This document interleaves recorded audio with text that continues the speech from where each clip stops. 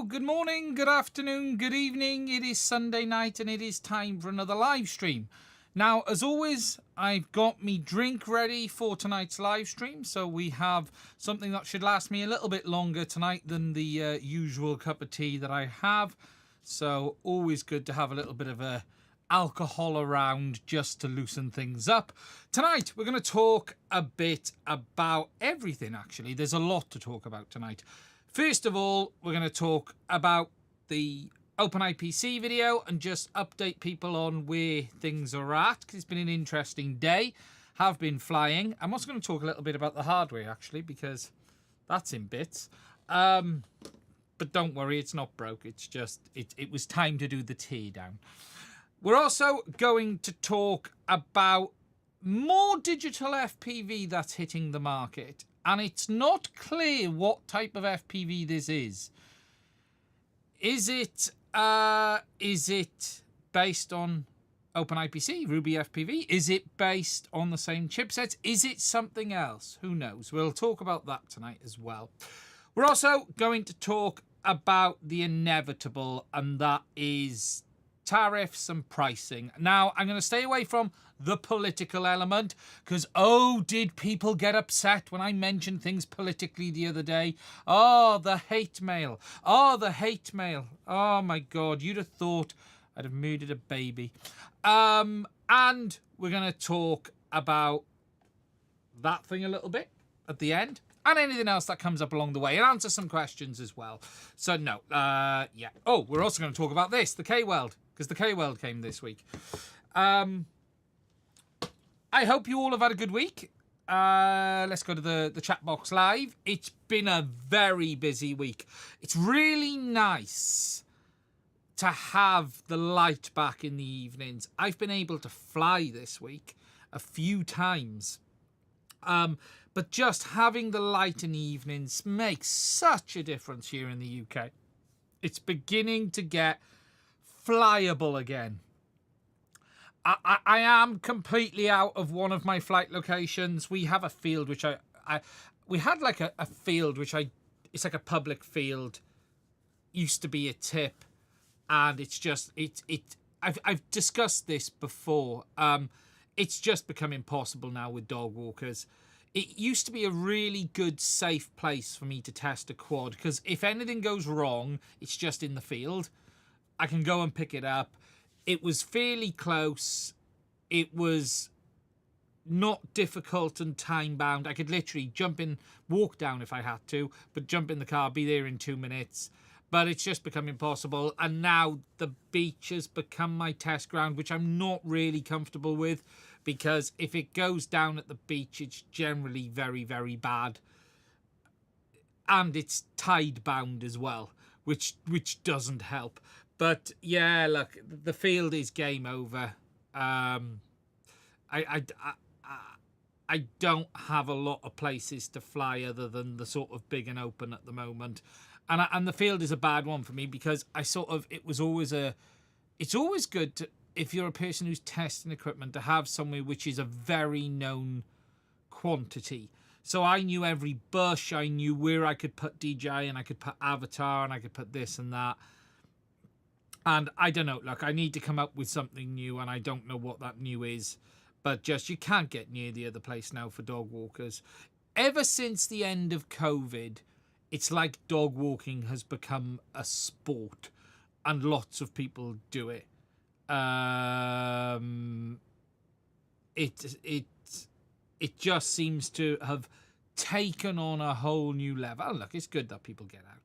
I just wish they weren't on my old bloody field is my complaint. But it is a public space. But yeah, it's always good to have somewhere where you have a known quantity. But look, back down the beach, it's just tide bound, and I just always pray.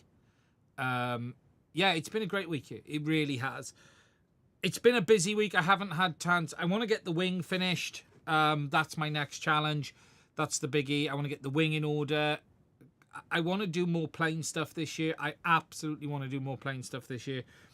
But this week, obviously, what I have been flying is this thing. And this is the OpenIPC. Oh dear. One moment. This was the OpenIPC build. I didn't have a good grip on it. That was the Linus moment. Yes, so this is the OpenIPC build.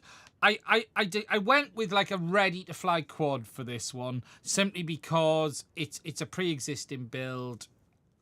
It's a known quantity, if you get my meaning. This was an 03 build, which I've swapped it out for. It's had a bit of a rough day today because it ended up in the rocks. But yes, this is the OpenIPC build. This is currently now flashed with Ruby. I haven't flown it yet. This afternoon, I have, after flying OpenIPC, I have flashed the Runcam module and that now with Ruby. It's all set up, ready to go. I have to say the changes in Ruby do look very good. I fully approve of the changes of the OSD. It was very nice to be able to select it and just get a really nice blank looking OSD from the system perspective. I actually really like the menu system as well. It feels a lot closer to what you would want from an FPV system. Haven't flown it yet, so I can't comment on that. Obviously, I put out the OpenIPC video earlier in the week, which always comes with love and hate from all sides. Yes, today's literally version 11, is it today? So the latest version. Always comes with a lot of love and hate. You know, I specifically did that review in a certain way, which was, here's the hardware, here's how it comes from the manufacturer, and here's how it works from the manufacturer.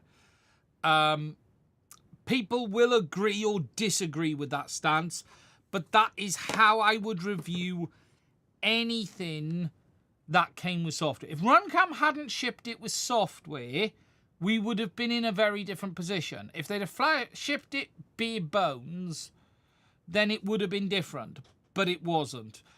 But I also have to be fair a little bit, and I wasn't. Oh, my cup of tea is arriving. One thing I probably didn't say in that video, let me just grab my tasty beverage.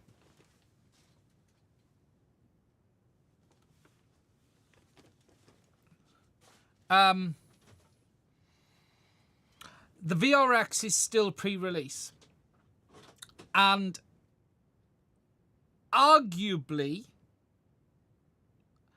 you could argue that as it was pre-release, I shouldn't hold the settings they've shipped it with against them because it might not be finished. So arguably, I should have said in that video, but by the way, this is still pre-release. I expected this to be final, you know, but so I think hopefully Runcam will take the message on board. I have flown today 4 flights with OpenIPC. Let me just find this a minute. With OpenIPC, with the recommended settings is the term I'll use. And I'll show you. In fact, let me just find this a minute. Now I got to figure out which one it is. So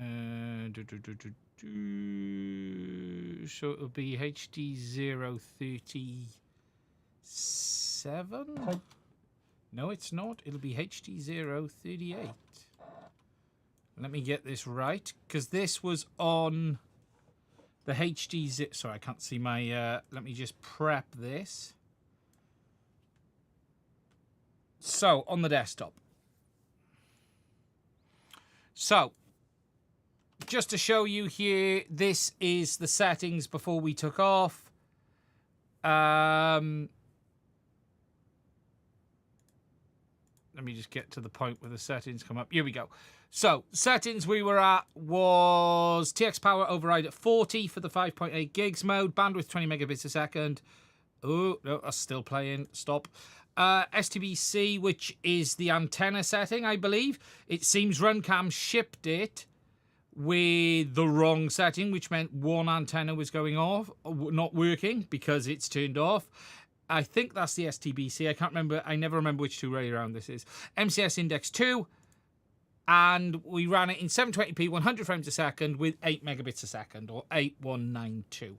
So I actually start the video showing this, and I'll show a little bit now. And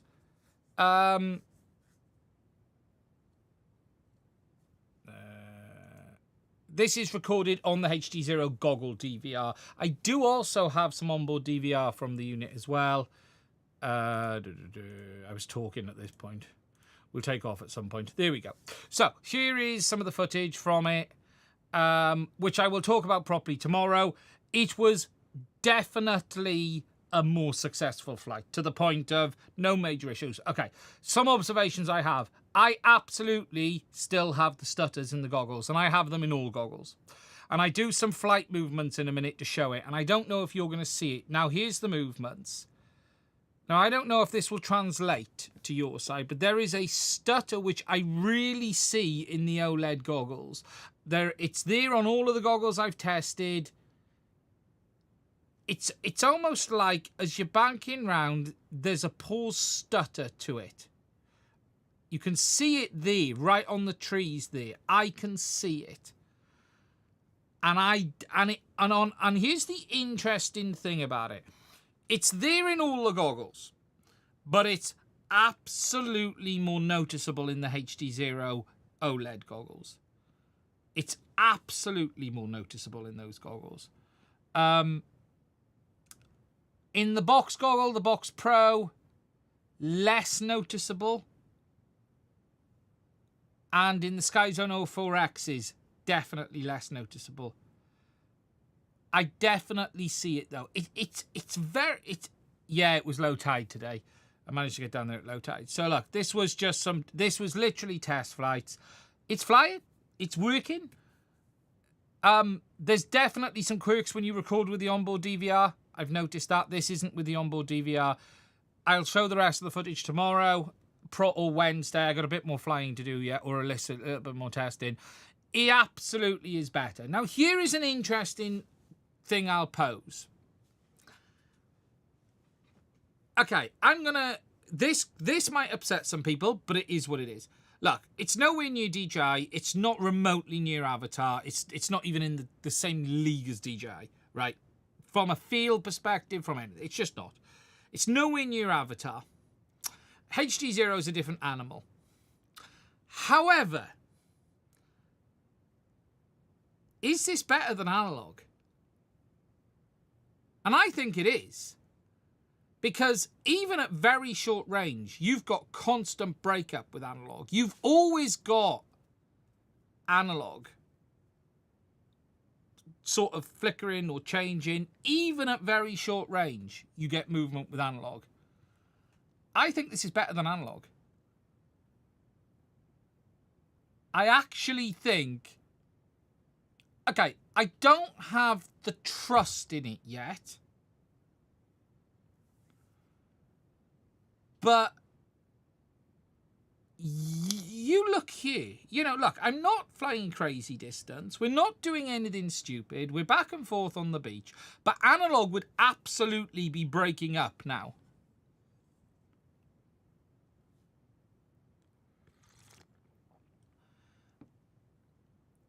So I think it's better than analog. Latency is complicated.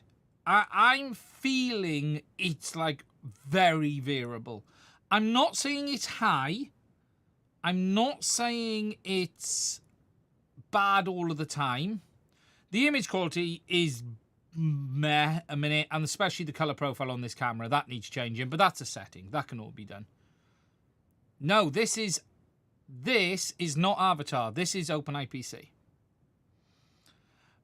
I think, though, this is better than analog.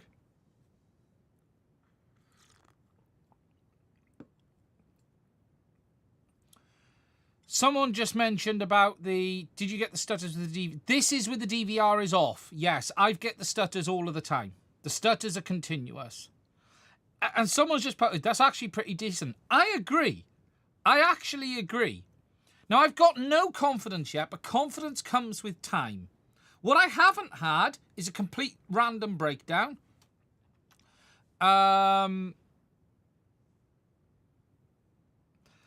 I definitely have problems when it's recording on the Reduxer. I feel the latency is moving around a lot. It's definitely low when it's low, but there are times where I feel it's really moving around. Exposure, not so good. So I can see the FPS moving 800. This indicates the exposure setting is too high for 720p 120. Yeah, and look, this, it's funny you say that. This is the problem. There is so much. All of this needs to just be fixed so it happens automatically. And that's where it now needs to get to the stage of. Because all this ballsing around with this setting affects that setting, which means that one. This all needs tidying that when you set this, you get all of that set. It causes massive frame drops. It's interesting. Yeah, so it's extremely sensitive to, as he said, that it causes massive frame drops. Strange things. So it needs the exposure taken down. And this is why, look, it's alpha. There is no other term I can genuinely use for this than alpha. I just can't. I'm sorry, that's a fact. But here's three things. It's absolutely flyable. It's absolutely usable. I'm not going to sit here and tell you, is it my preferred FPV system? No. Would it be my first choice? No. Would it be my second choice? No. Would I choose it over analog? Probably.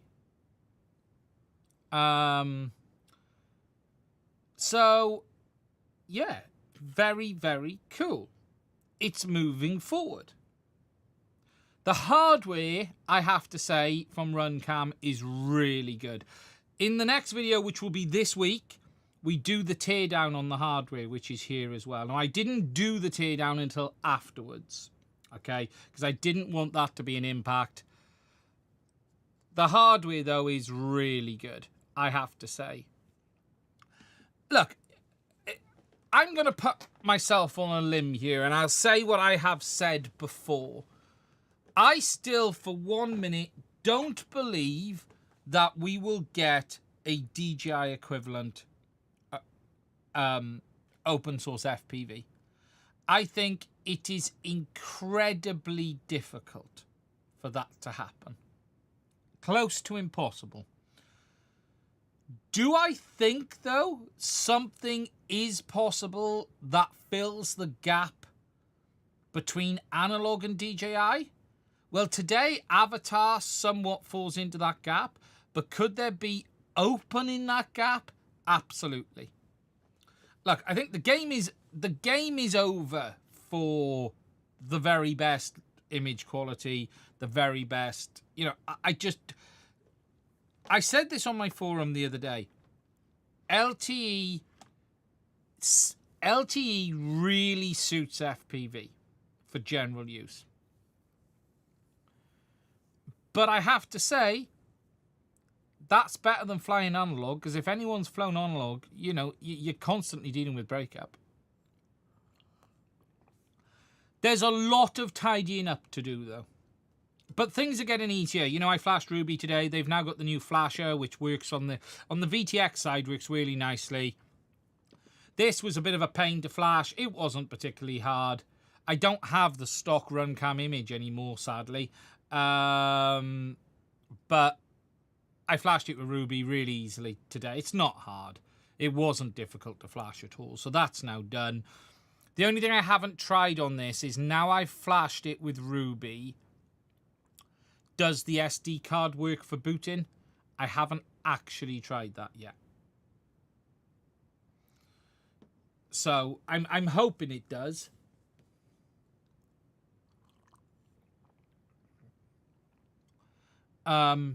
But yeah, I have a flyable OpenIPC system, which I've not had up until now. The stuttering is doing my head in. I find that visually very difficult, if I'm honest. I find that visually annoying for me. And it's you know, it's not... I'm just seeing this somewhat stepping of it, and it's really noticeable when you're banking round to me. But what's weird is it's really noticeable in the HD0 goggles. It's noticeable in all of them, but for some reason the HD0s really show it up. But yeah, look, the video will be out middle of the week. There's a bit more to do. There'll be some interesting conversations to be had in that video. I have to say, Runcam's hardware is incredibly well done.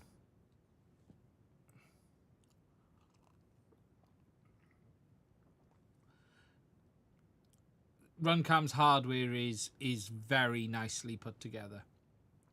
I've got to order. So that's the inside of the board with the thing. I've got to order a new thermal pad, right? Because this whole area had one big thermal pad over it with a heat shield. Okay. And it basically was glued over the top.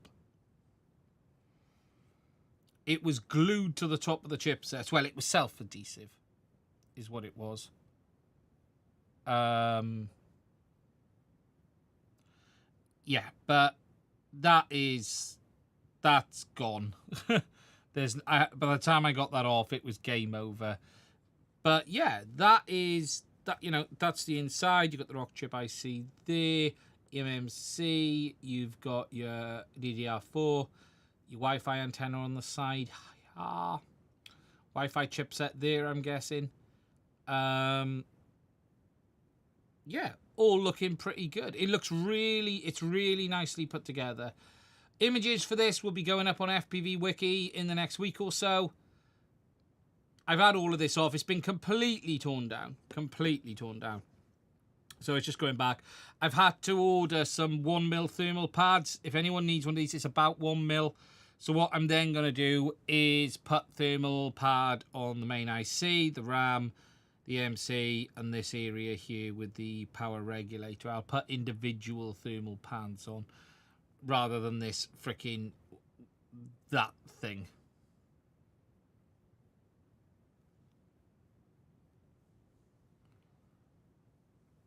So, but yeah, hardware is really nicely done, I have to say. It's basically a Redaxer without all of the I/O.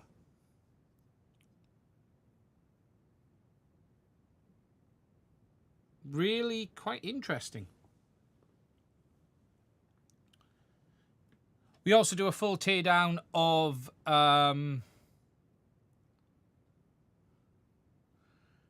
the VTX as well. So the images for that will all be up. All part of the video too. So, I'm looking forward to trying Ruby. What I'm not going to be doing in the next video is... it's not a video on Ruby as such. It's going to be my first flight with Ruby. Depending on how that goes, then I might come back and do a dedicated video on Ruby later. Because if you think about the last video, it's all about the Runcam VRX and its settings. Tell you what, I completely missed that the Runcam VRX has a built-in menu system. Problem is, Runcam didn't send me any instructions. And now I flashed it, I can't record that. Which is annoying.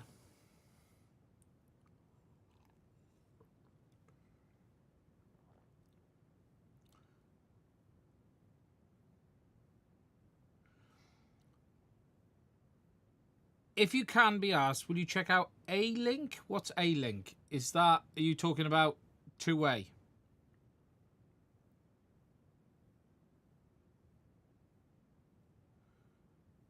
But yeah, look, the hardware's good now. The hardware is good. But interested on that beach. Look, I think from a, here's what I would say. Adaptive link, yes. Yeah, at some point I'm going to have... it'll obviously, Ruby has adaptive link. What I haven't done is any penetration testing and stuff like that, because I think that's pointless. You've got to start with, does it fly? And now we're at the stage of, it flies. I was getting some stutters, though, when I was recording to the onboard DVR in the goggles. And interestingly, looking back at the footage, the stutters are more on the live view than the goggles. More on the goggles live view than the DVR. I don't know if anyone knows, do they prioritize the DVR? Is there any priority given to where the data goes? Because it almost feels like the priority is on the onboard DVR and not the goggle feed.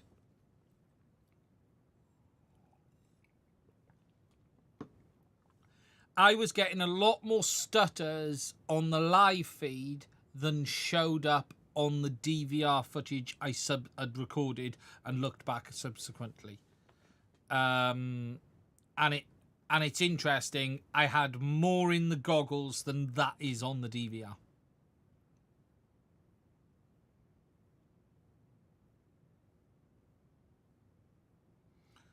So, yeah. But all good. All good indeed. Also, the flashing process seems to have improved dramatically.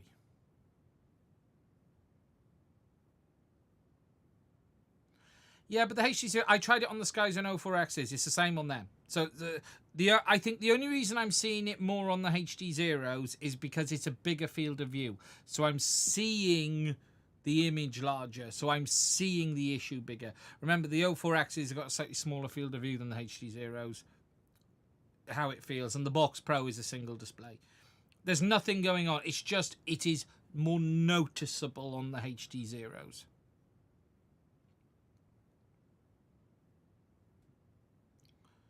But yeah, I definitely noticed that the live view seemed to be penalized a little bit. So, but look, it's working, it's moving, it's going, it's really good. It's good progress. I now have a working system, which is further than I've been able to get in the past with some of the issues, which is good to see. Good to see. So the video will be out in the middle of the week, something like that. Now, the next thing, before we move on, I'm going to talk about is there'll be a video coming this week on this. Yes, I have the K-Weld. It's finally arrived. If you don't know what this is the big battery welder. I have to say, this is a piece of kit. But there's a build video on this coming this week, and then we will be doing the lithium-ion video in about 2 to 3 weeks, because I'm waiting for a delivery from AliExpress. But I have to say, this does work really, really well. I want to show you guys something, actually, because it's very cool. Very cool. Where is a lipo and meter probes? Yeah, you have to be careful with just a battery. I tell you something, what is crazy. Yeah, the cheap Chinese ones, I avoided the cheap Chinese ones. Tell you what is crazy. I tested this, first of all, with a 6S lipo, and it melted the internal tabs between the batteries. I then split that lipo into 2 3Ss. So this was a 6 amp hour 6S lipo, which was towards the end of its life. So I tried using this as a supply as a test, which should have been fine. And on the first attempt, it melted one of the tabs between the batteries. So I then stripped it apart and then created 2 3S packs, which I intended to use. And then it melted the tabs on them. So I've ended up using a 100 amp hour leisure battery. Not ideal, because it's so big. But I want to show you... this should be the right one.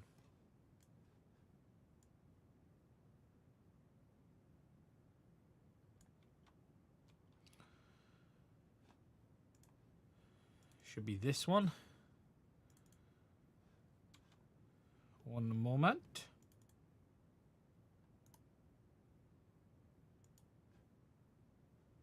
I've lost my video player. Hello, Bagzilla. Let me just go into Task Manager. It's opened and it's playing up now.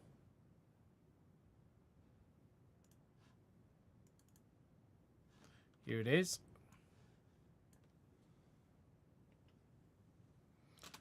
So just to show you, I was testing on AA batteries. Here's a tip.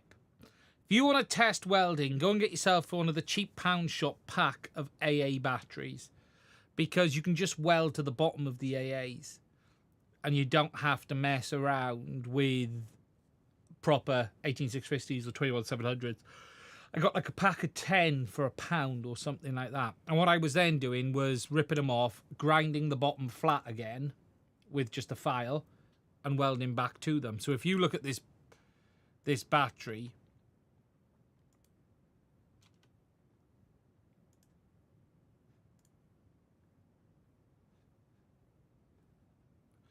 and we do the weld,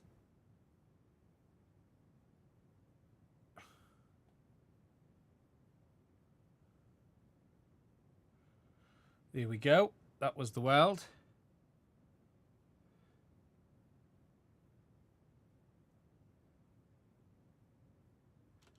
Looking good. All check the recycle bin. Yes. Yeah. Now this was on, I think, 50 joules. It's about 1300 amp of welding power. But yeah. And when I'm ripping these off, they're tearing out holes. But I do think I need the capacitor bank. But it's surprising how much power goes into it.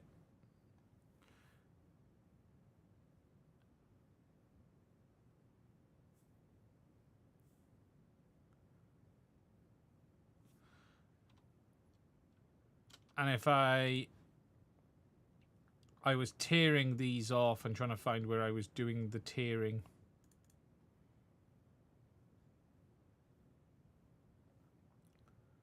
That's what she said.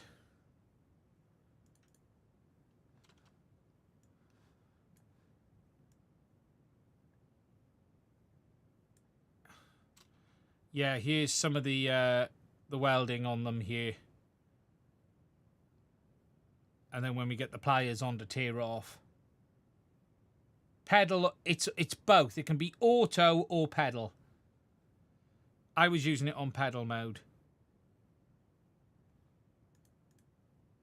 So you can see there was with the lower power. So that one hadn't quite bitten. That wasn't quite strong enough on that one. And then on the second one, this is perfect. So you'll see in a second. That's exactly what you want. You want to be if you look at that, you're tearing the holes out of it. That's bang on. So really pleased, really pleased. The only thing I do need to do is I'm going to 3D print, I might do it at a TPU, a tool, like a holder to get the nozzles together so you don't have to hold them one at a time. You almost need like a tool to hold them. Just like that, permanently. Where did I source my batteries? So my proper lithium ions I got from a place in the UK. But these were just cheap batteries that I had laying around.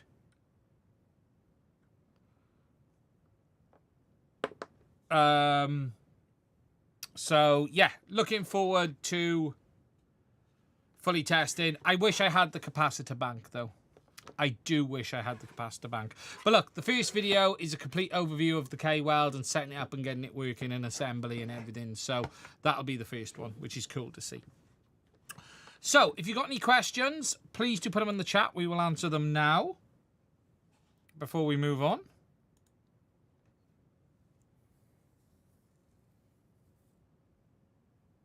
Yeah, I've got the battery build will be a couple of weeks. I've ordered a bunch of stuff from AliExpress. It takes a bit of time. The heat shrink tubing, a bunch of other stuff. I'm still waiting on the heat sink for the 04 Lite.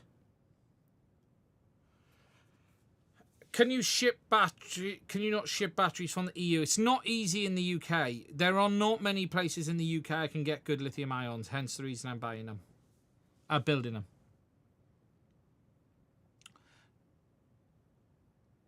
But yeah, so I'm waiting on the AliExpress stuff for that. So I've got the cells.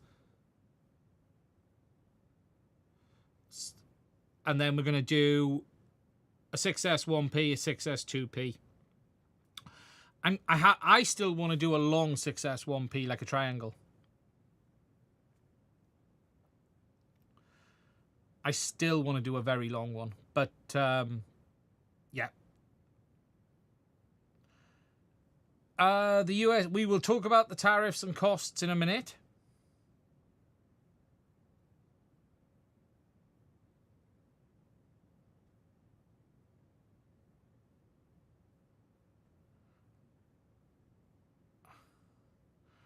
Yeah, I still want to do, they're all going to be mollies, P50Bs.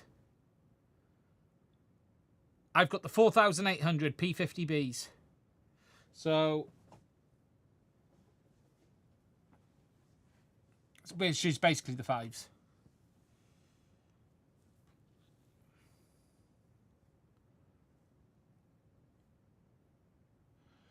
You said TPU is not soft, but have you tested NinjaFlex 60A? 60A? That should be harder, not softer. It's like printing silicon, and it does the job even on 04 lights. No, I haven't tried that stuff. I haven't final weight calculated, no.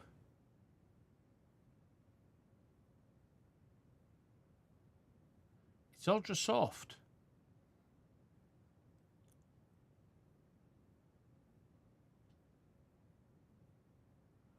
You did use copper nickel sandwich. Yeah, nice. Push out 120 amp. Wow.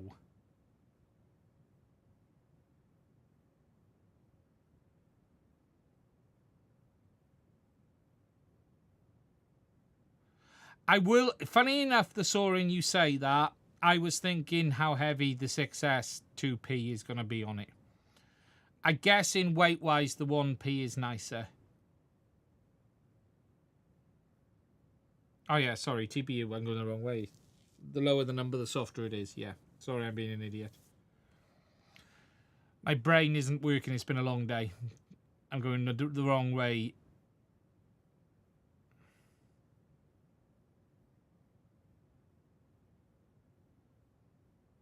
Oh, am I going the wrong way down the shore hardness chart? I thought the shore hardness chart was the lower the number, the more stiffer it was. I swear it was that way round.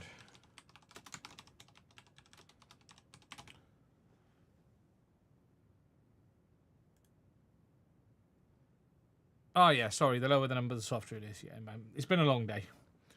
Lower is softer.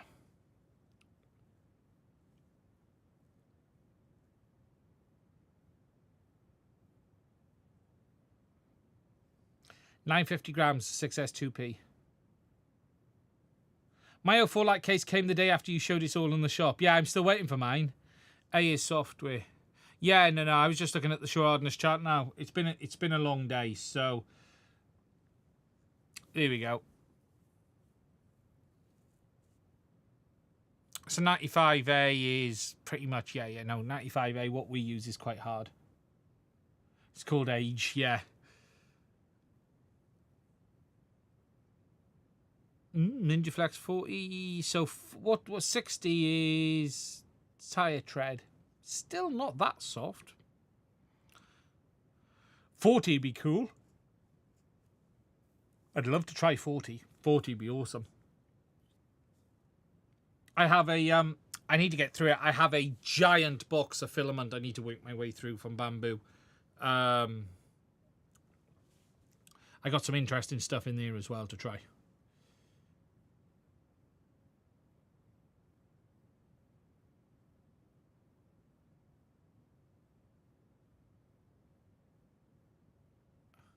Oh, full light case, just catching down. Okay, so Bambu TPU is at 98A. But it's 9 amp hour, lol. Yeah, I bet. So, okay. So that's where we're at on this. Now, this week, something interesting started to roam around the internet. And that is this. Now, this, and why aren't I in the middle of my screen? That's better. This is a new digital FPV system. Now, it's being released by Edge Smart Drive, but it's also part of OMP Hobby, who make a lot of helicopter gear.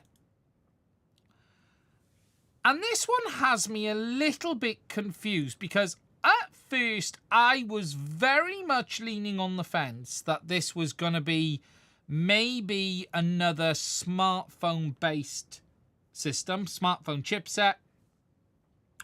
So for those who don't really know, today there are basically 3 or 4 different chipsets. Okay, so originally, in the original FPV system that DJI released, I ain't talking about the V1 system. I'm talking about the OcuSync FPV system. For those who don't know what it was, there's a great video by this miserable git about it. DJI.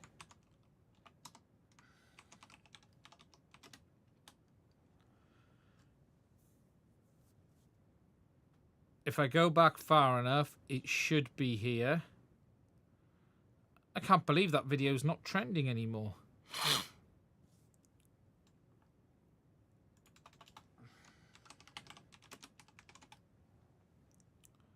That one is, but the other one isn't. Why isn't the other one?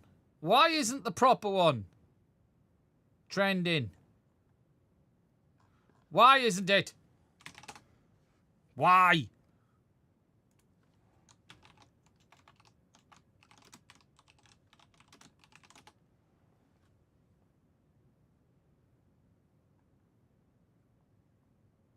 Not that one. That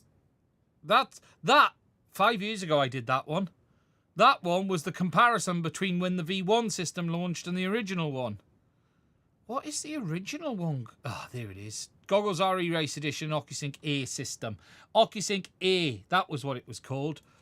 7 years ago I released this video. 7 years. My God. Shall we... Oh, look at this. I've just moved it and it's put another advert on. Fuck it. Adverts on YouTube at the moment are out of control. Honestly. Let's pause it a second. Unmute. I'm going to mute my microphone. Hello there and welcome back to the channel. In this video we are taking a look at the new DJI OcuSync A system for the new DJI Goggles Racing Edition. Now, a couple of weeks ago DJI released these updated goggles, and at the same time they released this all new digital FPV system. And if you don't know what this is, it's basically an OcuSync A unit and camera, and it will transmit digital video directly to the DJI goggles. And it means that you can put this system on any aircraft, boat, car, or anything you want. So it really is quite versatile. So let's get started, have a look, and let's have a look at some of the features. Okay, so upon opening the box, you can see there are a number of components in this system. It consists of an OcuSync air unit, which is located here. It consists of a digital FPV camera, and it has a number of antennas. And the reason there is more than one antenna is DJI have included a number for different setups. So depending if you're going to put it on an FPV, if you want to use the control link, it supports both those systems. Next to that is a reset button. Flipping round to the back, you can see the two MMCX antenna connectors. Now, DJI have used this really small connector to try and keep the unit as small as they possibly can. Flipping it round to for your power, for your S-Bus and your UART input, because this unit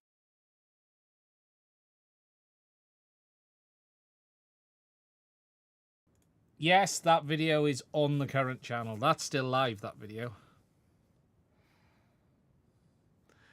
That's an oldie. That's how long I've been around back in time. But yes, this was the original DJI FPV system. And this was based... Yeah, you won't find me in these. I was not on camera for a very long time. 480p this system started. You have a representation of the orientation. So that system, I want to be back on here because I want to get back. That system was based on lead core. And lead core was an off-the-shelf chipset that DJI started with. Then they moved to their custom silicon. There are, though, lots of other digital FPV systems that are using somewhat versions of the lead core chipset. It's not lead core. It tends to be... who's it? For instance, the SYCE system uses it.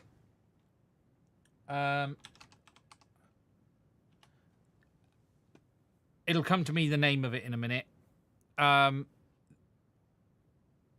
Linker controller. So the CE system, this uses those other chipsets as well. They are loosely based off LTE. It's basically LTE over Wi-Fi. But the unit RC and all of the other ones, and they're based on, it'll come to me in a minute, on those chipsets.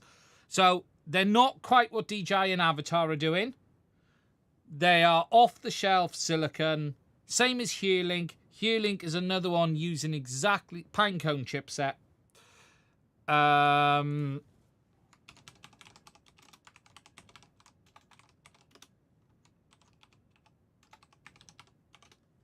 Yeah, it uses the Pinecone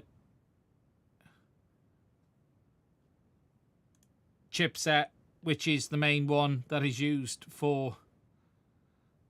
There you go, Pinecone S1. I couldn't remember what it was called. It's not by Qualcomm. It's one of the Chinese copies. So a lot of these are using this kind of chipset, right? From... Yeah. From Xiaomi.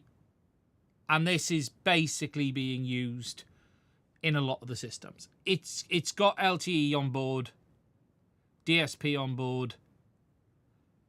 It's got the modem, but it's not fully customizable. The big difference with this is you're somewhat limited to what software has allowed it to do. And this really did smell of being one of those systems.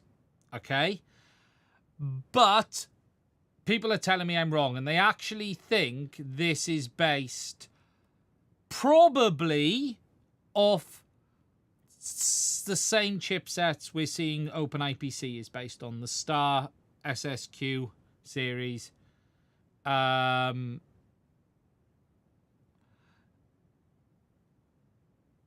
This is... It's not clear, though, what this is fully yet. To be crystal clear, we just don't know. The specification is interesting.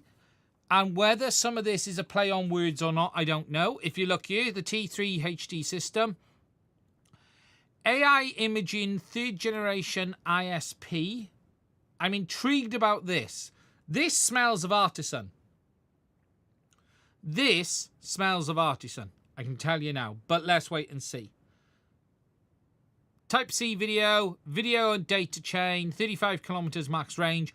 They're saying 120 megabits a second maximum data rate and 60 milliseconds latency. FPV transmission, super wide dynamic range, pro color grade, AI super resolution. This doesn't feel like that Wi-Fi chipset.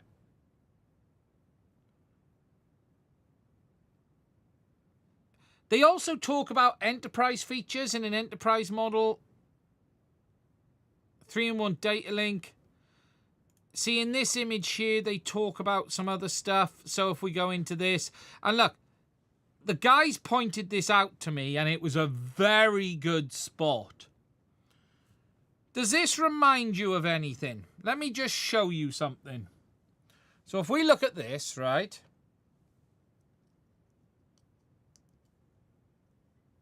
Let me just pop the can off this a minute.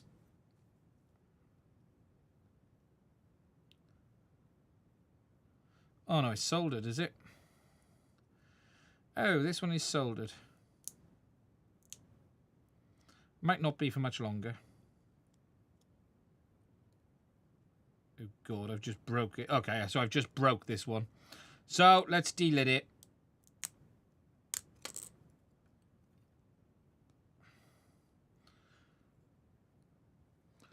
Okay, I've just broke it.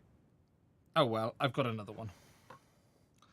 So, notice this, okay? Chipset down here, crystal here, power amplifier, power supply. If I orientate that there, ready? It's literally identical. It is literally identical.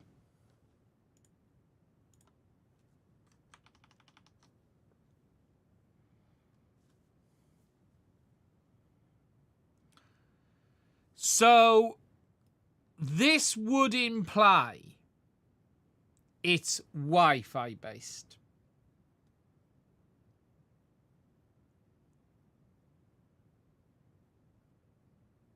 Interesting. Standby power 4 watts. I think that's not RF power, that's standby power. I think that's literally consumption. Operating temp, multi in, multi out.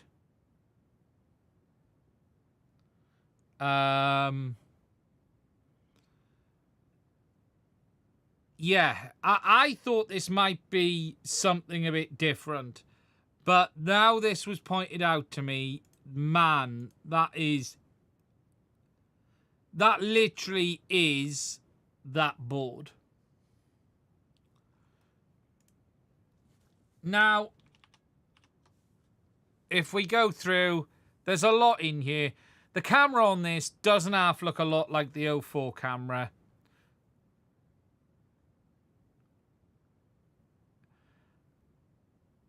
It is 90% now that this is probably based on the same chipset. I'm not convinced this is going to run on OpenIPC or Ruby. I wonder if someone's forked it and made their own complete system from scratch based on it. We're going to have to wait and see. I highly suspect, though, it is based on that. Now, I got to stop saying now. It annoys people, apparently. There are videos of it on Bilibili. None in Europe yet, but there are videos on Bilibili of this.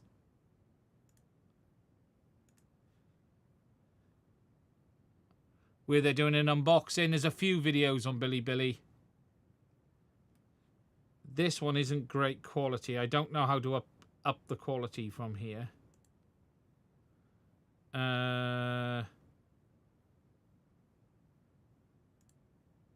does that do? I was watching there's some of the videos that are in a lot better quality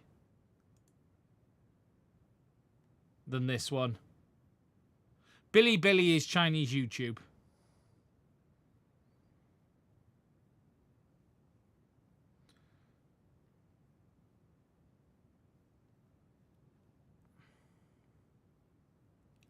The camera looks a lot like it looks a lot like the 040 unit. There is an FCC ID number on it, which I have tried searching for, which doesn't exist yet. That camera looks an awful lot like 03. Actually, not 04, 03s. But they've used the 04 mounting pattern. Yeah, it's fairly big. Which I do wonder if they've... Do you remember we saw that camera with the chipset? Remember we saw the camera with the chipset on the back? I wonder if they've done that here.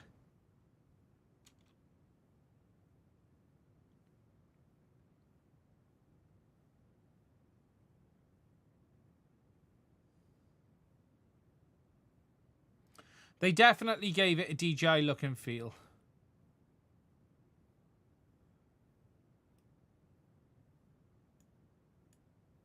So look, it is interesting when you see through the menu systems on this.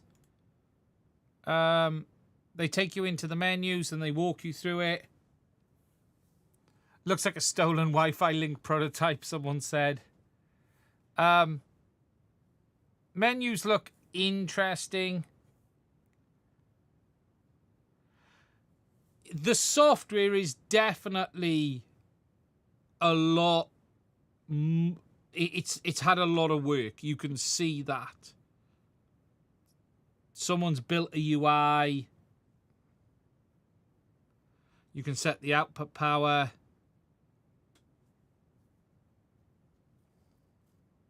Yeah, the antennas are definitely odd.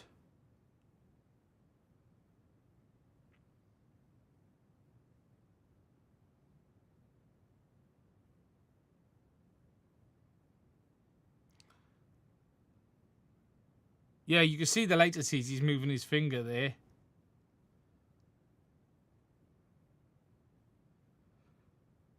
Don't know what any of this is because we're not on translate, obviously. But now he's got it mounted on a vehicle and a quad. He's going for a drive. What I thought was interesting, someone was comparing it to DJI, and I thought, so that, look, if I grab that and search for that, we might find the other videos. There's definitely 3 or 4 videos for this. Oh, there's a few more than that, look. So here's another one. What's this one? Here it is again.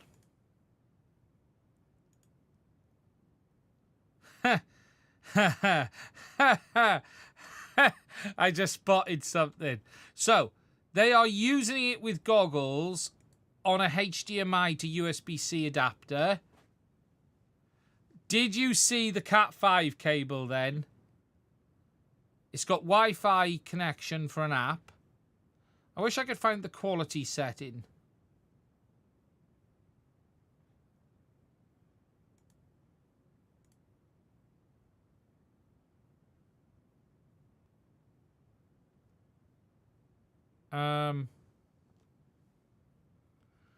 I saw something. Yeah, it's definitely that chipset. It is definitely. It has to be the SSQ 338. It has to be. There's a Wi-Fi. There's a. That's a freaking... Because that chipset is IP based. It's designed for network applications.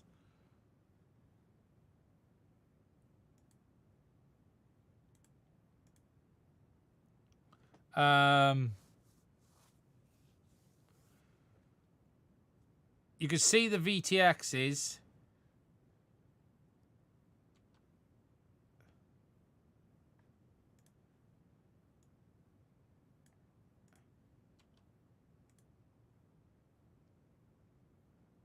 Look at the size of that battery on that quad. There is footage, so let's have a look. Ooh. Can you see what I'm seeing? You're watching this through a stream. Can you see what I'm seeing? I'm intrigued if anyone spots it.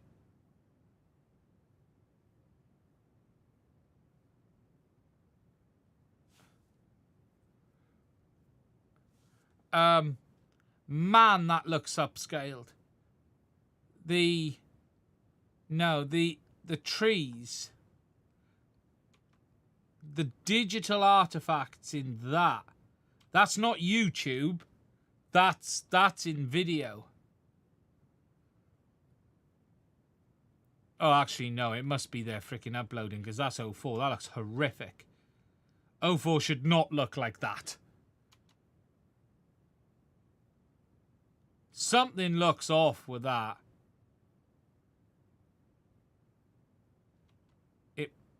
I don't know the quality settings. Ah, I found the quality settings. Wait a minute.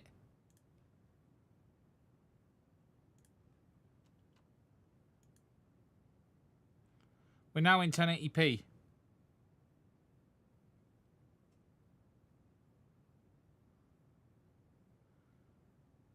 Also, why is he hiding himself?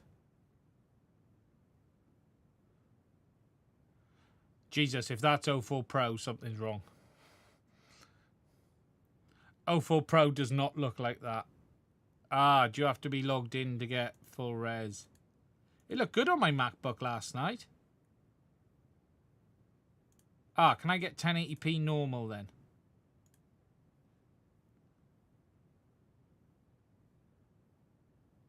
Colours look good.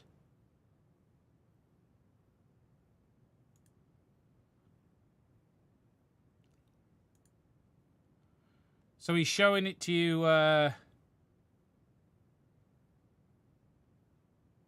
Did I see breakup then? Wait a minute. Let's just look at the footage.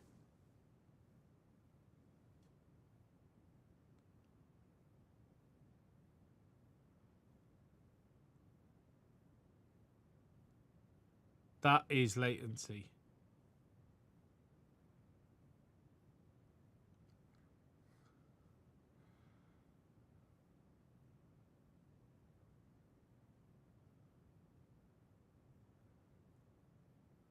Looks a smeary, his avatar.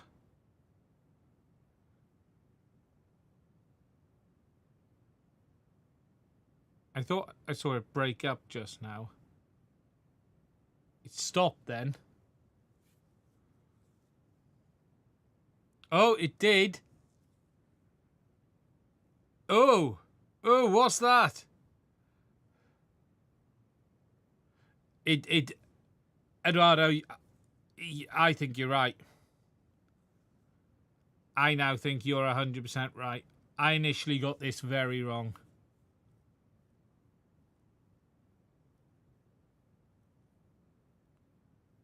Well, I'll tell you soon because I got one coming. So...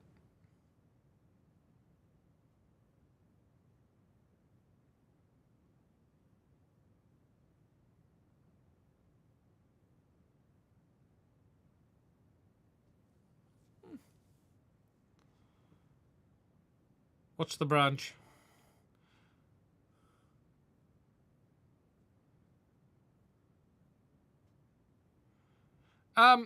It's look. It's funny. I said something that seems to be coming true a little while ago, and I did say that we are going to see the big problem we're going to have is the plethora. Yeah, 120 megabits a second over Ethernet. That's a point. That's a really good point. I never thought of that. Yeah. I said something a while ago that we're going to see a bunch of cheap hardware come out, all based off either OpenIPC or at least forks of it, copies of it, changes of it. And this is going to be a bit of a problem. And it does look like that's what this is. It definitely looks... At the end of the day, we'll evaluate it the same as we evaluate anything else. And if they've put something together based on something completely different, then that'll be interesting as well. I wish you'd stop doing that.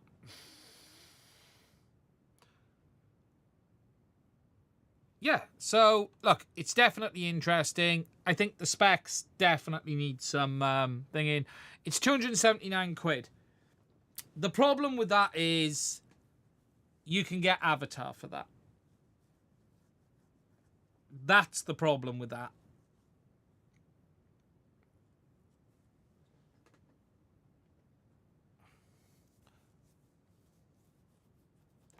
So we're going to have to wait and see. The truth is, we just don't know yet. But now I can't unsee what I've seen and I was shown. And thank you to the guy on my Discord. I can't remember on my Discord who showed it to me and went, by the way, this looks identical to this. And I went, oh. Oh, no. Oh, no. Was sort of what I did. Oh, no. But yes.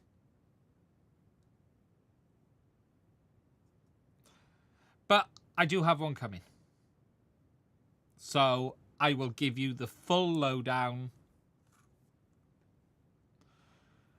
when it arrives. We are, though, I think, going to see a whole plethora of digital systems, all sort of based around this kind of thing. So if it arrives, yeah, for sure.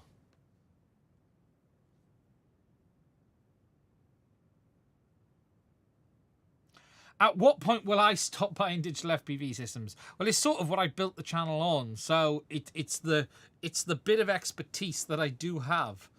So it for me, yeah, I've done digital from the day it landed.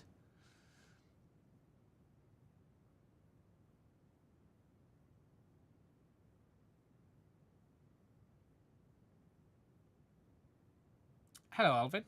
Okay, any questions before we move on? If anyone has anything, please do let me know. I think we got to see if it's a subpart cloud. That's the problem, is we don't know yet. The problem is with this, we don't know. I didn't see the videos when it was ordered, so I hadn't seen that. I guess Avatar ain't so bad after all.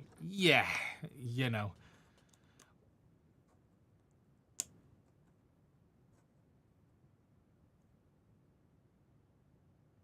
We've got to wait and see. Right.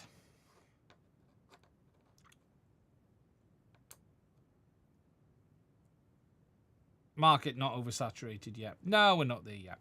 So, this week, something has happened which has caused a lot of money to get wiped off people's pensions and the pricing of goods to go up.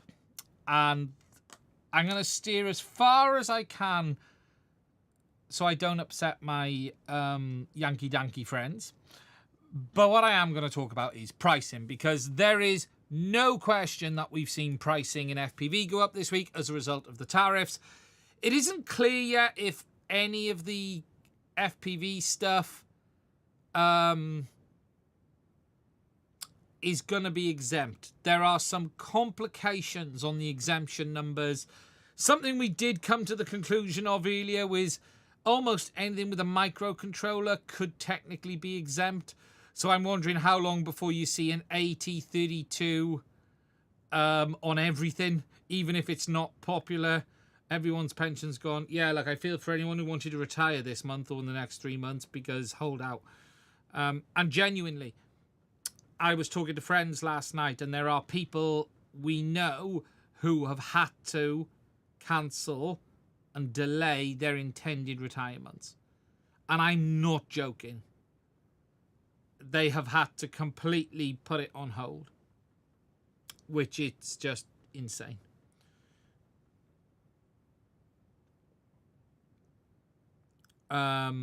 It's crazy, but it's the stock market is the problem, and when it moves, it moves. But look, obviously the tariffs is a problem, and we started to see pricing increase. And what's been quite interesting is the fact that some retailers have put pricing up on products before they've even received the new batches. Now, if we go to the desktop, here's a great example. The HD0 Box Pro goggles are $299 from HD0. I absolutely guess HD0 are going to have to put the price up. But here's what I found interesting is Race Day Quads have put up this big thing about tariff pricing and a letter to the community. But they have already increased the pricing of a lot of their products. So if I search for Box Pro, in stock at $449. Now, that is absolute bullshit. If I'm going to be honest with you, that is BS. They haven't paid this. They had them in stock already. So everyone is putting their prices up in advance as a result of this. And honestly, I think it's disgusting.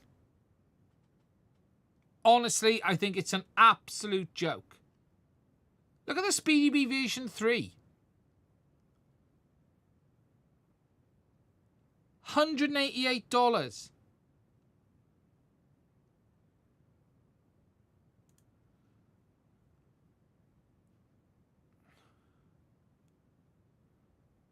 $187 for the T-motor.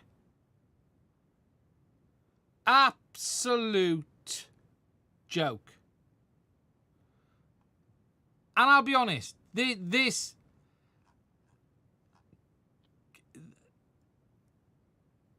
I don't know Race Day. I don't know the people behind them.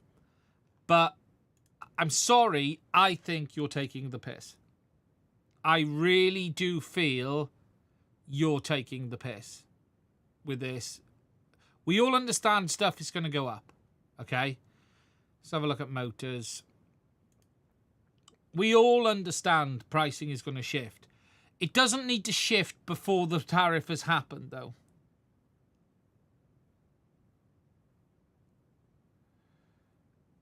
They need to cover the cost of the replacement stock. Sorry. That's scalping. There is a term for it. It's called scalping. It's just scalping. That's all that is. $34 a zing.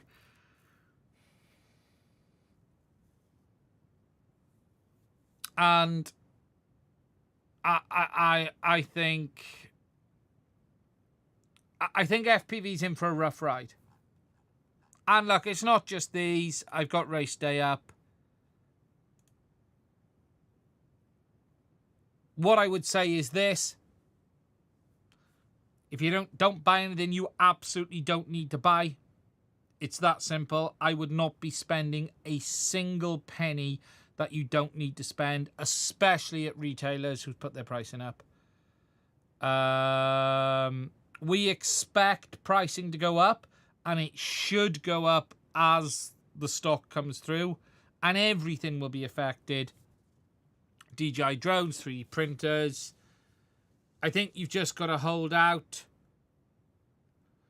I think you've just got to rate.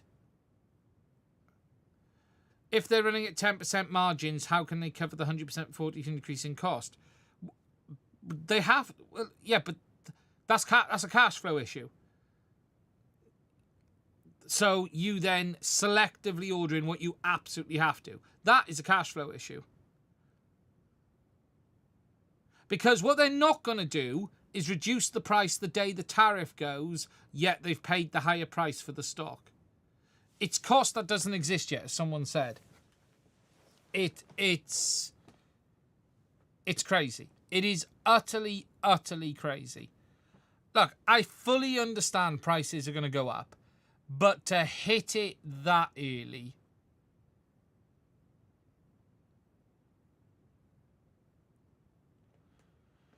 I read that there were 20% tariffs on top of everything after March the 1st. Interesting, but the vendors were just eating it.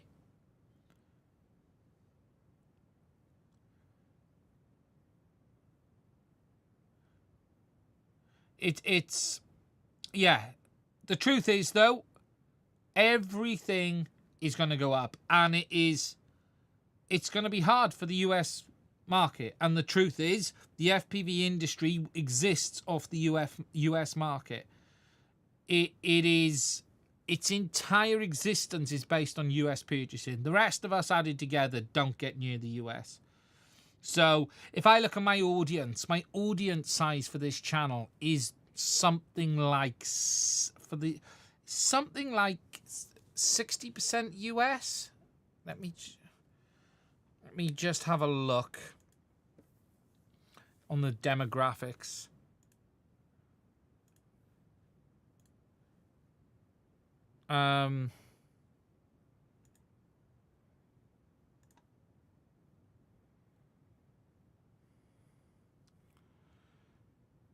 Audience demographics. I always struggle to find where age and gender. No, I don't want age and gender. Here we go. No, sorry. Okay. 28. I thought it was less than that. 30%. 30% of my videos are watched out of the US, so a third.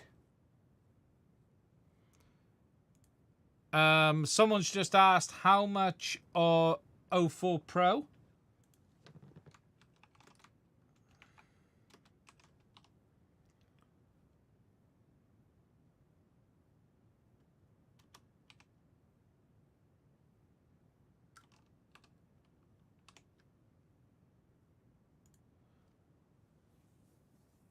There's the camera module.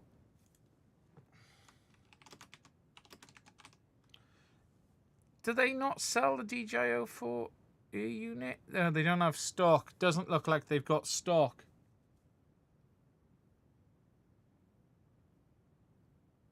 DJI still has regular pricing.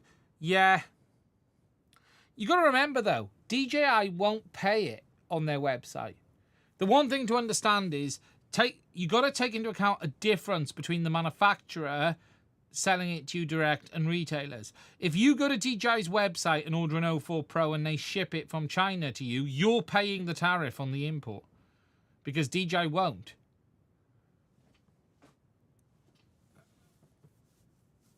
Yeah, it's so in theory, all the manufacturers who sell direct may do nothing because you're the one paying it.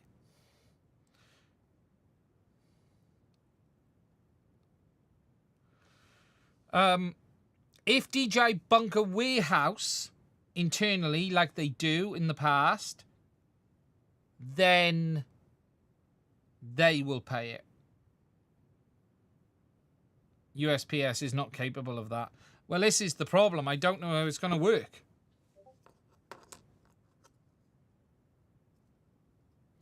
So I don't know how it's going to work with the...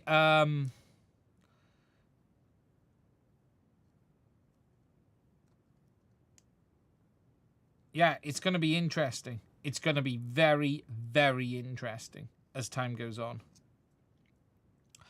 What's interesting as well is I've even started to... In the UK, I've had some stuff turn up this week for review, and I've ended up getting hammered on taxes. So for starters, I paid a chunk of money in tax for that Weld unit, and it was 50 quid in fees, which I had to pay on top of the price I'd paid for the unit. And there's a product that's been sent to me to review that's due tomorrow that has a £100 import duty fee on it. So something's going on in the UK as well. We're getting hit on stuff more than we usually do.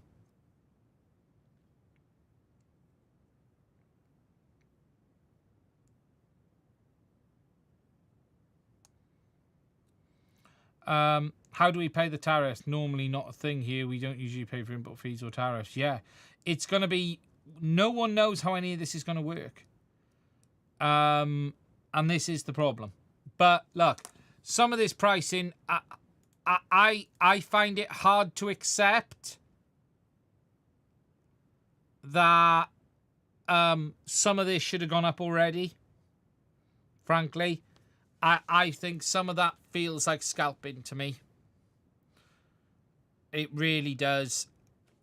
I fully appreciate these businesses have a problem, and I fully appreciate that they're in trouble over this.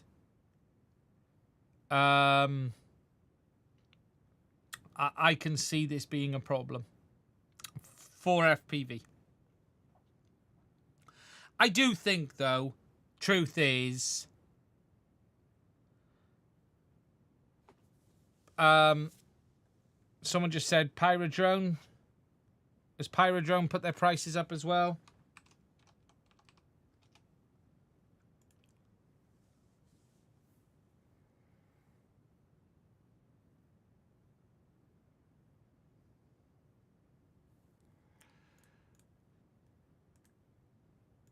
There's an announcement here as well.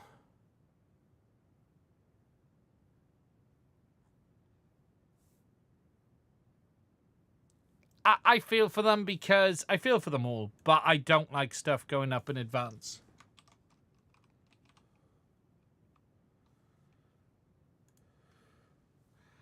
See, look at that. That's goggle only 389. That's more like it. It's not right, but it's more like it.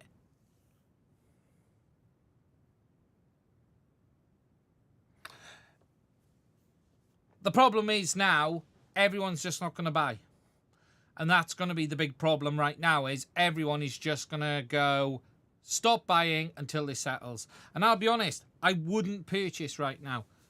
It's hard for me to recommend anyone buys because all of this has been delayed and delayed and delayed and delayed and delayed and delayed.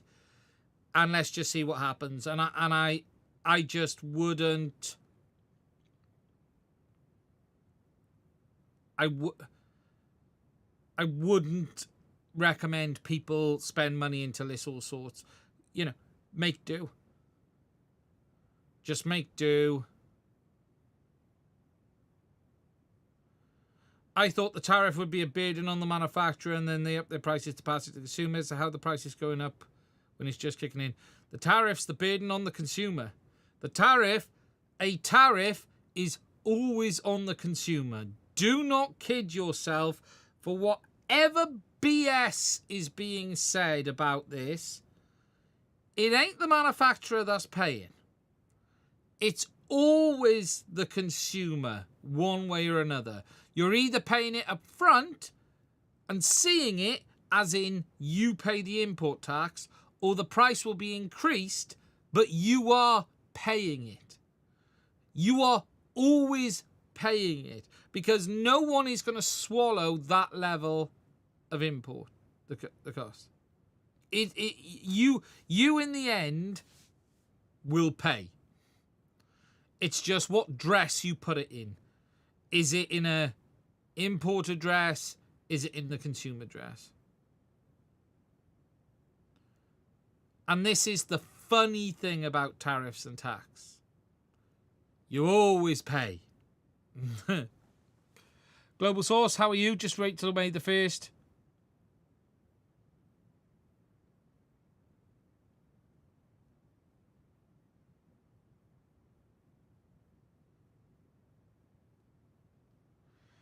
Yeah, and look, really the solution is wait it out, see if there's any deals around. Look, what's the price of a stack on here? So if we go to electronics, flight controllers, FC stacks, sorry. There we go. So what we got on here? SpeedyBee version 3, 116. How can it be 116 on race day, a pyro drone, and nearly 170 on race day quads? Are they on drugs or something?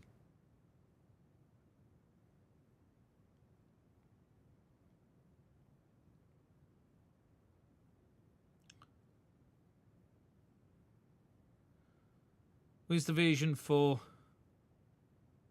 So let's go to brand. SpeedyBee. Let's stick with SpeedyBee a minute. Let's check it out on electronics. FC stacks. And if we go to pyro drone, not pyro drone, race day quads, shop all electronics, stacks and AIOs. Let's manufacturer. Let's do the same thing. So SpeedyBee, and let's go. Where's the manufacturer? SpeedyBee. Okay. So let's start with pyro drone. So the version 3 is 116. The version 4 was 90 of the F405, but the version 3 in stock 116.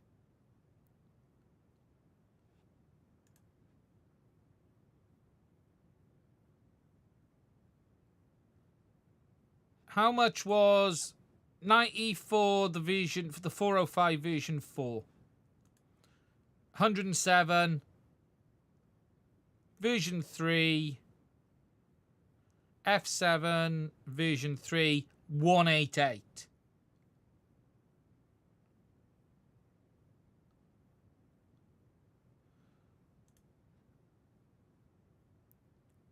Okay. On sale, look. Get FPV. F405 version 4, $64.99. F7 version 3, $99. On sale from $188.99. Let's just try Pyro. Check out. Pyro are ripping us off here. What is going on? Add to cart. No, they want 188 quid for that.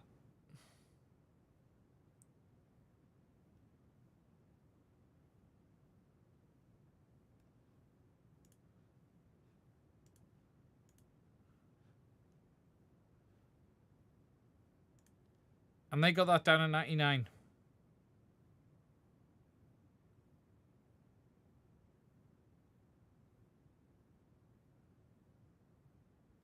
Check Pyro checkout.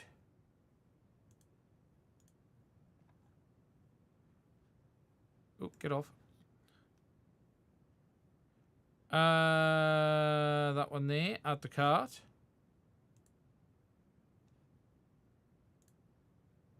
$116.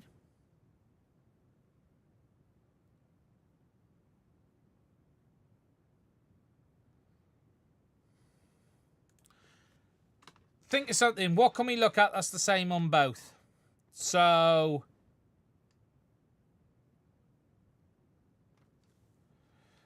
get your AliExpress orders in ASAP. May the 1st. Each packet from different stores combined will be $100 tariff. So Global Source says, if you really want to put out a PSA, tell people to get their AliExpress orders in ASAP. May the 1st, each package, even different stores combined, will be $100 tariff. What, into the US or out of China?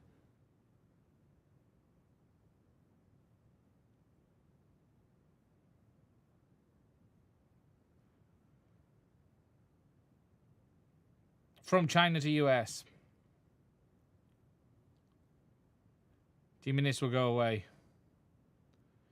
Pyro Joan is charging California gas. But look, the truth is, things are a mess. I'm just trying to think of something else to look at that's similar.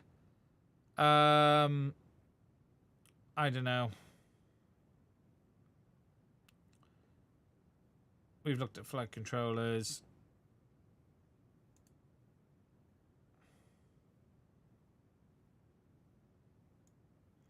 T-Motor F55A. That's a good one to look at.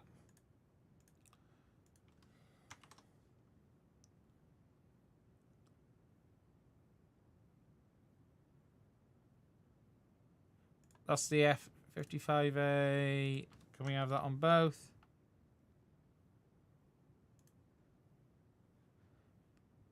$117. That's the Pro. Is that the Pro 2? Ah, yeah, Pro 2. So, 117, 117, 107. A little bit in it. I guess what you've got to do is AliExpress.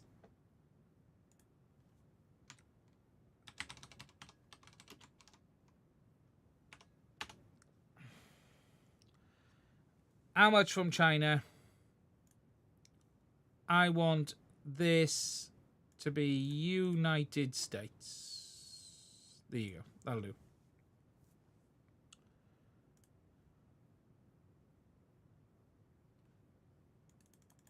I'm on.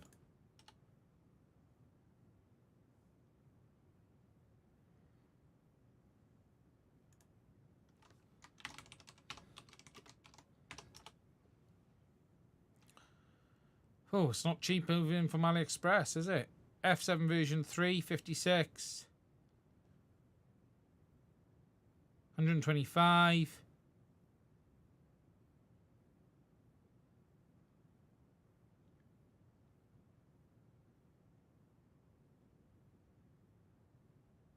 There are some pricing options. Unfortunately, things are going to cost a lot more, guys. And there's nothing we can do about it. What my advice in the end is, if you need to order from abroad, get it in quick, as Global Sourcing has said.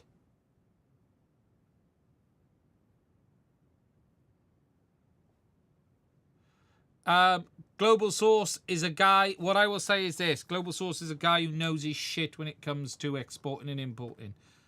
And I won't tell you how I know that, but I can tell you now he knows his stuff.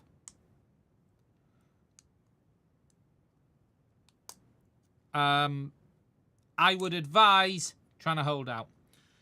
But this is going to be rough for all of the retailers.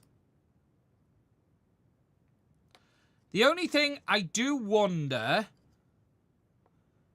is, and here's something I'm really reluctant to do.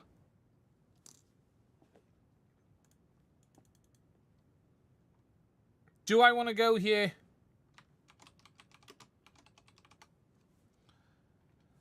Right, let's do this.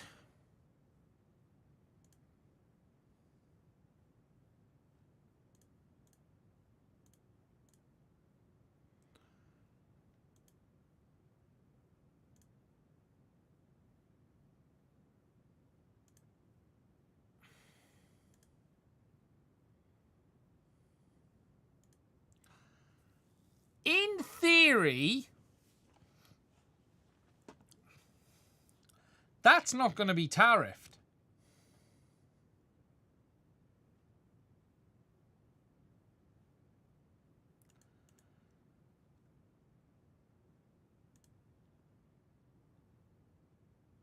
Ooh. The flight controller is quite cheap. The ESC is not. It won't be tariffed. Yeah, I'm using the word in theory just in case. I'm not sure I believe it's made in the USA. That's why I said in theory. Even though it says the words.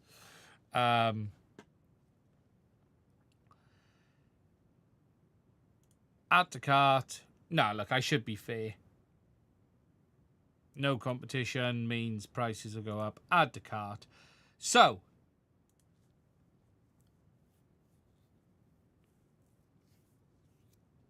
$163. It's still not cheap, is it?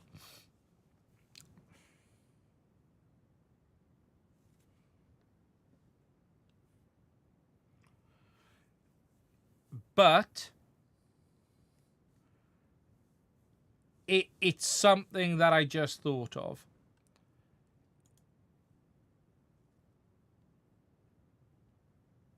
It's not bad. Motors and stuff, you're boned.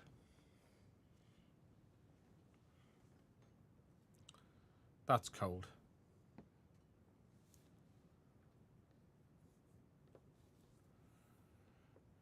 Right. So, I think it's going to be a tough 3 months, guys.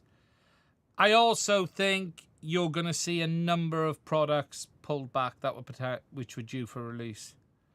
But I don't know what people are meant to do. It'll happen. We'll just have to wait and see. That's all we can do, because what else can happen? There literally is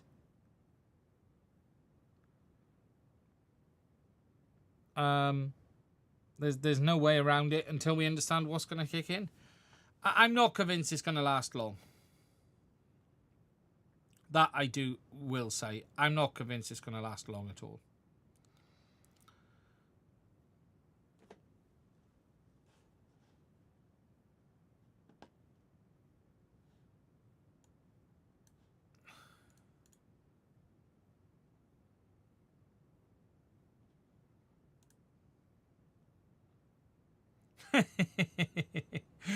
Flashlights are going to go up. Right, guys, the last thing I'm going to talk about is the beast behind me there. So, yes, for those, very few people came on that stream. Where were you all hiding? You're all here tonight, but you weren't here for the Bambu stream. Did you not want to see me unbox a printer? Yes, I'm in the middle of testing the H2D. I'm going to give some early thoughts.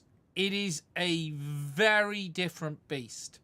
And something just something I think has been completely glossed over is just how big a step forward this thing is in hardware and software. The software on this thing is on another level to any other 3D printer out there. And I mean another level. It is so far ahead, it's crazy. And I don't really think the reviews have done it justice. Also, the intelligence in this printer, I don't think they've really taken advantage of it yet. There's a lot more to come on it. Based on FPV. But look, I'm still in the process of testing. It's only done a few prints. I had to stop doing my stuff to go and do other stuff because I wanted to get the FPV videos finished. But I'm working on the H2D. It is an incredible piece of kit. I will say that. I have done a dual nozzle print. I'm going to start doing stuff with TPU next. 2 spools of TPU. But I'm going to have to hang them from the ceiling. I need a overhead spool holder. But very cool indeed.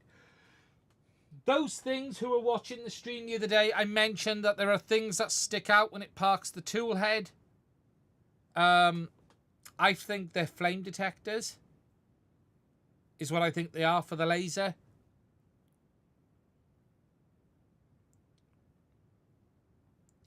Why didn't they go CNC as well?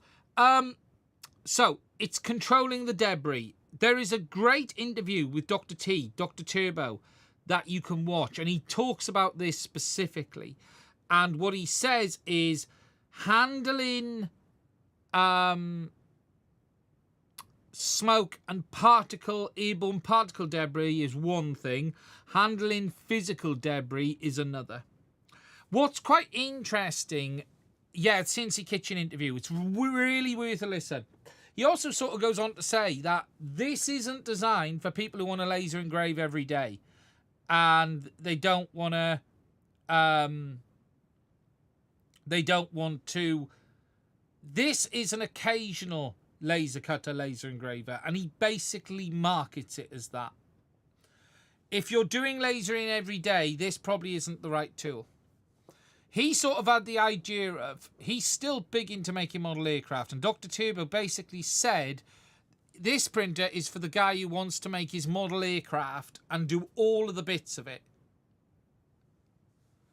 And, you know, not a manufacturing tool for cutting and lasering every day. If you're cutting and lasering every day, you should have a dedicated cutter and laser.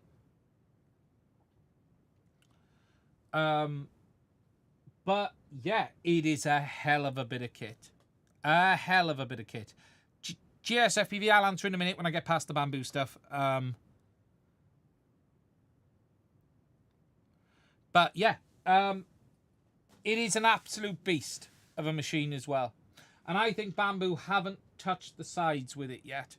Honestly, I don't think they've touched the sides with the software. There's a lot more to come on it.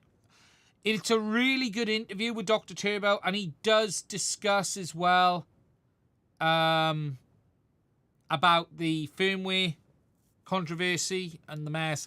And actually, it was quite refreshing what he said, because he said what I basically said on this stream last week or the week before, which was, it's never been open source. They never sold it as open source. The second they saw an entire industry of people building accessories around it that hacks into their system, they knew they had to do something about it. And he did warn people, and they did warn people they were going to cut it off. But they've got the developer mode now if people want it. Look, I do not have an issue with what Bambu have done in closing off the software. It was never open source. It was never sold as open source. It's the same as this. It's identical to this scenario. If DJI blocked the use of Cosmos Streamer, if DJI stopped Cosmos Streamer working, I don't particularly like it. I wish they wouldn't do it, but they're entitled to change their software and stop what they didn't officially support. And look, none of us would like it, but the truth is, it is what it is. You know, it was never sold as open source. You don't have to upgrade the firmware neither. You're not forced to. It's got a developer mode. Very few people here have really lost out. The truth is, it was a lot of noise over nothing in the end. I know. It is what it is. You know, I love these printers because they just work. And I'm more than happy to accept that it's a closed proprietary system because it just works. I don't care. I actually do not care about open source. I care about good products. Open source doesn't mean anything really to me. What if you break it down? Here's a point, right? So ExpressLRS is open source. What would the difference be if ExpressLRS was closed source, yet they licensed the hardware designs? There wouldn't be. ExpressLRS being open source doesn't really help ExpressLRS. It's a great project, but the dev team have done amazing work, and if it was closed source, they'd have still done that amazing work. What helped ExpressLRS was lots of hardware. Open source is only good if it needs an ecosystem around it. And, you know, closed proprietary systems are also very good as well. Closed proprietary systems have a lot to offer. DJI is a great example of that. It is an example of that. I don't care about open source. I don't give two tosses about open source as a, do I want a product that's open source? I don't even think about it. All I think about is, does it do the job? Yes, no.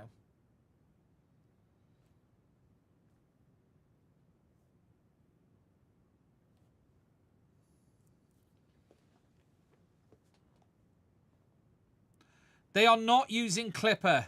The electronic Delamante. They are not using Clipper. None of Bambu's printers are using open source print software. The only thing that is open source and loosely based is Bambu Slicer.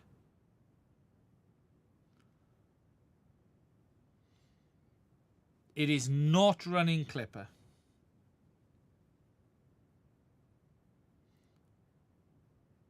It's not the basis. It's not Clipper. It is not based. It is entirely their own stack from scratch. It is not using Clipper. It is not using the base of Clipper. It is not even... It is entirely in-house source.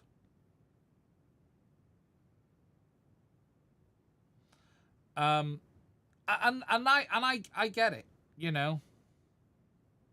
They use the same driver chips as DJI drones, yeah. Open source allows for continuity and extendability. In some ways, yes, and in some ways, no. So, does open source mean you could replace the software if the manufacturer went? Yes. Doesn't mean there is software, and it doesn't mean anyone will pick up that mantle or it will continue. You know, look, if you think there are lots of very big open source things that have been successful, OpenWRT, lots of others, Linux, you know, okay, look, most of the world runs off Linux. But from a product perspective, I have as many open source 3D printers as I have closed source. And I have, in fact, they're more of a pain in the ass than the closed source ones, which is ironic. Look at the guy who made the O3 arming command for ELRS without an FC. That couldn't happen with Crossfire. Well, if they wanted to do it, yeah, but you didn't need Express LRS to do that. You could do that. The arming command already existed in Arduino. You can do that in Arduino. Someone says if you own a thing, you should be able to do whatever you want with it. We've gone long beyond that world. You can't tell your microwave to be a fridge. You can't tell your telly to be an oven. There seems to be with open source. I think open source is great. I think it brings some amazing benefits at times. It isn't the answer to everything. I'm more than happy with a product that just works. And if that means it's closed, then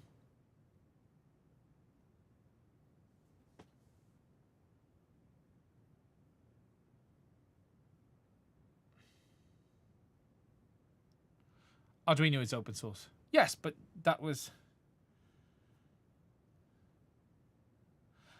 You can do whatever you want with it. It just might not work the way you want it to. Yeah, that's a very good point. I always used to use that term where anything is removable. It just depends how hard you want to hit it or pull it. And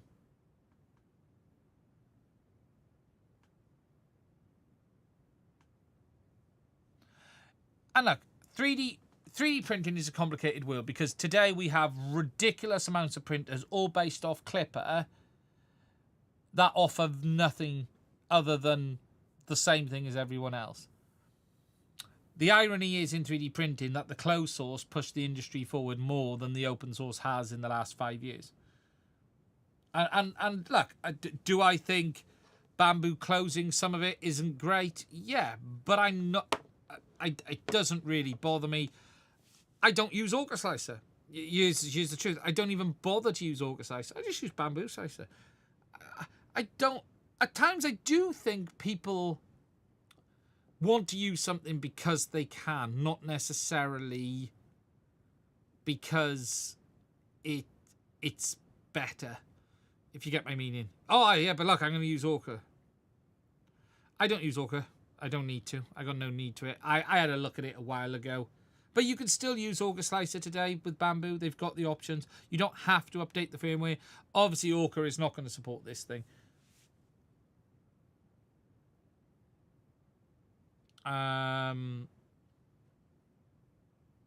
Orca's not going to support this. So that's... And look, there's so much proprietary in this. I think it's going to be... it's going to be challenging for... It would be challenging for Orca to even integrate them. You know, all of the dual head and the AMS stuff now is so complicated. I think it would be very hard.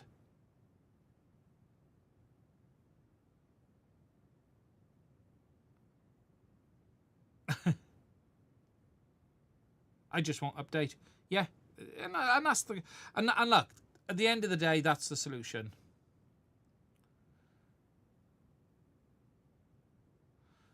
Orcas are nice. Why do you want to slice them anyway? Yeah, I don't know what's in Orca, what features in Orca that's not in Bambu. I know there is stuff in Orca that's not in Bambu, but I don't know specifically what is in there. Scarf joints in Orca are very nice. I'd miss them.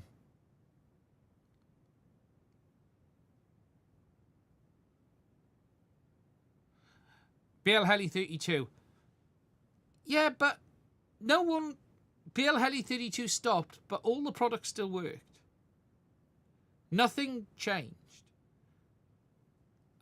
with BL Heli. The only arguably nasty bit was the fact we couldn't update the 32.10. But other than that... Bambu is DJI, absolutely. But it's not the same company, but it is the same business model. It's closed source, it's proprietary, but it's a good product. Yeah, but there's always bugs that can't be solved. There's no... Okay, we have to be realistic.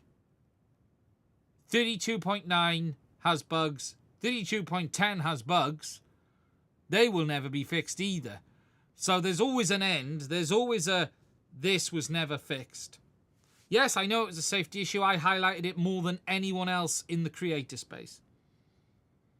But it isn't strictly just a BL Heli 32's issue. Betaflight also made changes that mitigated the issue as well. Which means... But it does. It works fine. 32. I've still got 32.9 on probably most of my quads. I've never had a spin-up. That spin-up issue was still very specific. I kicked off, but it was still very specific. And Betaflight made changes to mitigate it as well. So it works both ways. It's both, you know. And look, if you really don't want to use BL Heli 32, you can flash AM32. The bootloader's locked, but you can do it. You just got to do it with a bloody flasher rather than a... Look, would have it been easier if we could have just reflashed it with USB? Yes. But you can reflash it. There is a solution. It hasn't rendered... BL Heli 32 ceasing hasn't rendered every ESC on the ground, never spinning up again.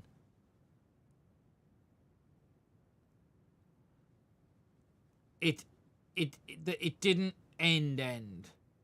It didn't just cease and everyone's drones fell out the sky.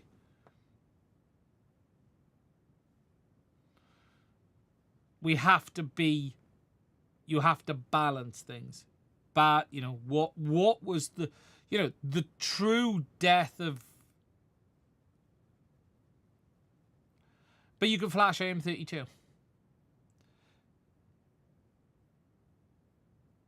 On way earlier firmware versions. Yep, and they're stuck and you can't upgrade them, but you can flash AM32. Have you ever had to re-tapped a hole for a motor base? No.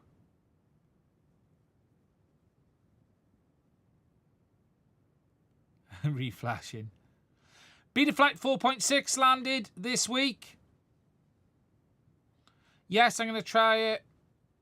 I'm not saying there isn't value to open source. My actual point is, what I struggle with is, I only use open source products. And then when you dig into people at times to try and find out why, they don't know and they don't really need open source products. And you get this with Android and iOS. I use Android now due to an issue I have with the way Apple performs business in one specific area. I would use an iPhone again if they changed that phone. I do miss my iPhone. And you see people go, I only use Android because it's open. Right? So what do you do on Android that you couldn't do on iOS because it's open? And I can tell you now, 99.9% of people haven't got a freaking clue. And they sit there and go, and it's like, you don't need open.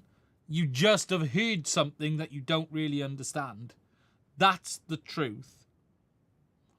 And that's the bit that bugs me. Look, I get people wanting to protect themselves. That's admirable. I agree with it. What I don't do is think, I wouldn't buy that because it's closed source. I look at products and buy products based on how they work and how the brand behaves and how I've not even sideloaded an app on Android since I've been on my phone. I've not, I openly said I went to Android. I've not sideloaded anything.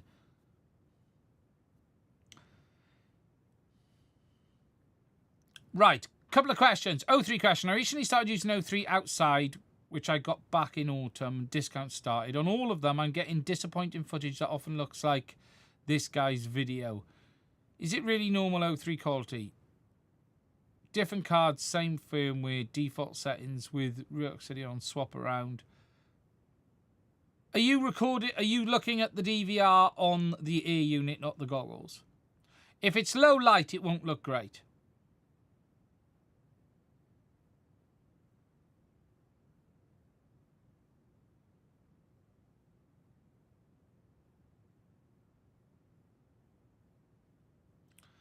How many apps have you bought on iOS? How many apps have you bought on Android? Probably, I haven't bought an app in 5 years.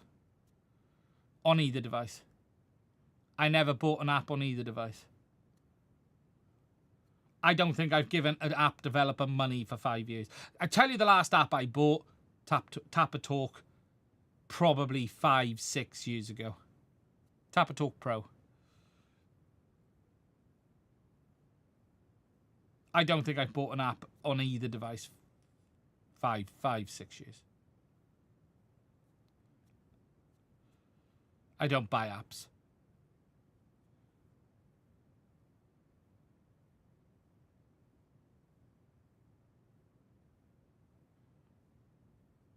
DVR, perfect light. You'll have to post it on my Discord. Come onto my Discord with your cruising altitude and post it on there.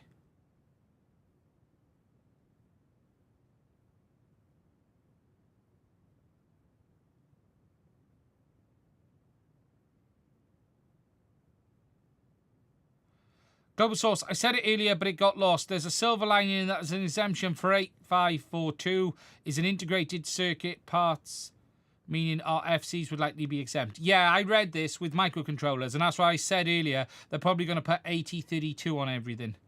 Even unpopular, even unwired. Everything will have an 8032 now. What options do we have if we buy a bind and fly with BL-Heli-32? Can we flash something else supported?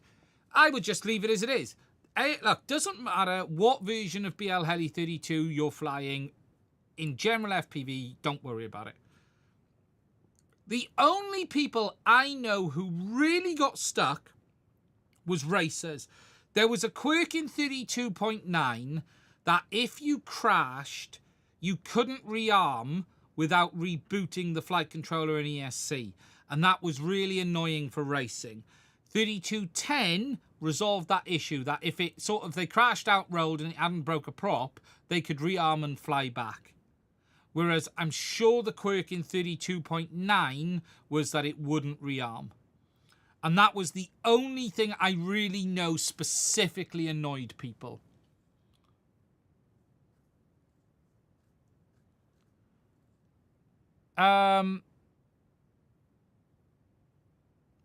Opinions on 8-bit ESCs over 32s. I still have a few Blue Jay rigs here, and they seem to fly fine to me. A lot of people fly Blue Jay, and it's fine. Moonlight versus GT. The GT module just better. The GT's got a lot more power, but it's massively noisy. The GT is a lot more power. Delivers the best range. The GT will by far deliver the best range. It's got pure power.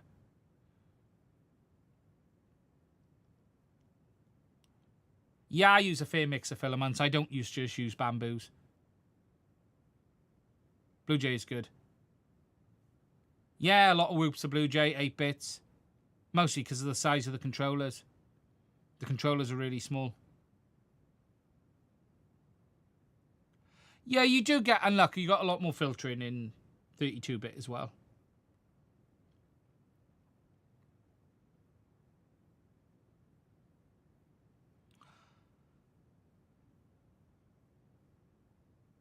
Okay. Right, guys. Yeah, AM32 is good. I can go 5 times the range of my GT over Moonlight. Yeah, GT is all power.